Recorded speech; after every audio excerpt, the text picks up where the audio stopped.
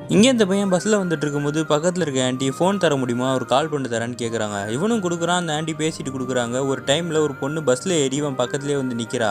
First time break பண்ணும்போது தெரியாமல் அந்த பொண்ணு மேலே இடிச்சிடுறான். அடுத்த தடவை வந்து பஸ்ஸு சுற்றுது. இவன் பேலன்ஸ் மிஸ் ஆகி அந்த பொண்ணு மேலே இடித்தவொடனே அவன் திட்ட ஆரம்பிச்சிடுறான். அவனுக்கு அறிவே இல்லையா மேலேயே இடிச்சிக்கிட்டு இருக்கேன்னு சொல்லி. இல்லைங்க, நான் தெரியாமல் தான் இடிச்சேன்னு அவன் சொல்லி பார்க்குறான். அந்த பொண்ணு கேட்க மாட்டான். நான் வந்தவொடனே ஒரு லேடிஸ் நிற்கிறேன்னு எனக்கு சீட்டே கொடுக்கலையேன்னு இவன் கேட்டா, இது லேடி சீட்டே கிடையாது, நான் அவங்களை எதுவுமே பண்ணலையே, ஏங்க இந்த மாதிரி பேசுகிறீங்கன்னு இந்த ஆண்டிக்கிட்ட வேணா கேளுன்றா. அந்த ஆண்டி வந்து வேணுனே இந்த பையன் தான் வேணுனே இடிச்சான் அப்படின்ற மாதிரி சொல்லி விட்டவொடனே பஸ்ஸில் இருக்க எல்லாரும் வந்துடுறாங்க. அப்போ அந்த பொண்ணு இவன் சட்டையை பிடிச்சி இழுக்க அவன் தள்ளி விட்டுறான். அந்த பொண்ணு இவன் கண்ணத்துலேயே அரைஞ்சிடறா. எல்லாரும் சேர்ந்து இவனை கீழே இறக்கி விட்டுறாங்க.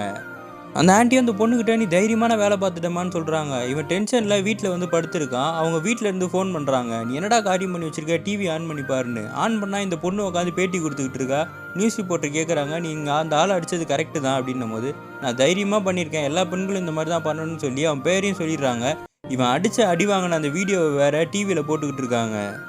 இந்த இஷ்யூ பெரிய விஷயமானதுனால போலீஸ் வந்து இவனை அரெஸ்ட் பண்ணி 3 மாதம் ஜெயிலில் வந்துடுறாங்க. லாயர் வெளியே கொண்டு வந்துட்டு சொல்கிறாரு, இந்த ஏரியாவில் நீ இதுக்கப்புறம் வாழ முடியாது, நீ எப்படியாவது உன் கிராமத்துக்கு போய் பொழைக்கிற வழியை பாருன்னு சொல்லிடுறாங்க. ஆனால் இவனுக்கும் வேலை போய் அவன் குடும்பத்துலேருந்து யாரும் பேசாமல் ரொம்ப டிப்ரெஷனில் சுற்றிக்கிட்டு இருக்கான்.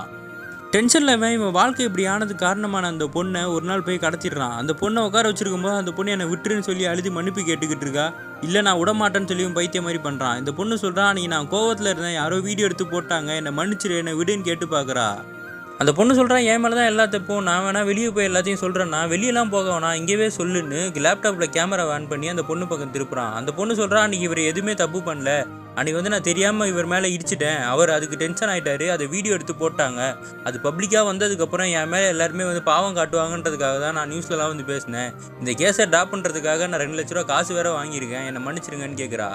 லேப்டாப்பை மூடிட்டு இவனும் கன் எடுக்கிறான். அந்த பொண்ணு பயந்துட்டு என்னை சுற்றாதே, எல்லாருக்கும் தெரிஞ்சதுன்னா என்ன ஆகும்னு. எல்லாருமா எனக்கு யாருமே கிடையாது, நான் கேட்டவனு என் ஃப்ரெண்ட்ஸு கூட என்கிட்ட பேச மாட்டாங்க, டாக்டர்கிட்ட போய் வீட்டுக்கு போகலான்னு பார்த்தா வீட்டில் இருக்கவங்க கூட என்னை கண்டுக்க மாட்டேங்கிறாங்க, ஆம்பளைங்கன்னா வந்து வேலைக்கு போகணும், நான் வேலைக்கே போகாமல் வீட்டில் உட்காந்துக்கிட்டு இருக்கேன், என் நிலைமையை யோசிச்சு பாரு, உன்னால் என் வாழ்க்கையே போச்சு, இதுக்கப்புறம் நான் என்ன பண்ண போகிறேன்னு சொல்லிட்டு அந்த கன்னை லோட் பண்ணி அந்த பொண்ணு பக்கம் நீட்டாமல் இவனே அவன் தலையில் வச்சு சுட்டுக்கிறான். அந்த பொண்ணோட ஒரு சின்ன வீடியோவால் பாவம் இவன் வாழ்க்கையே போச்சு.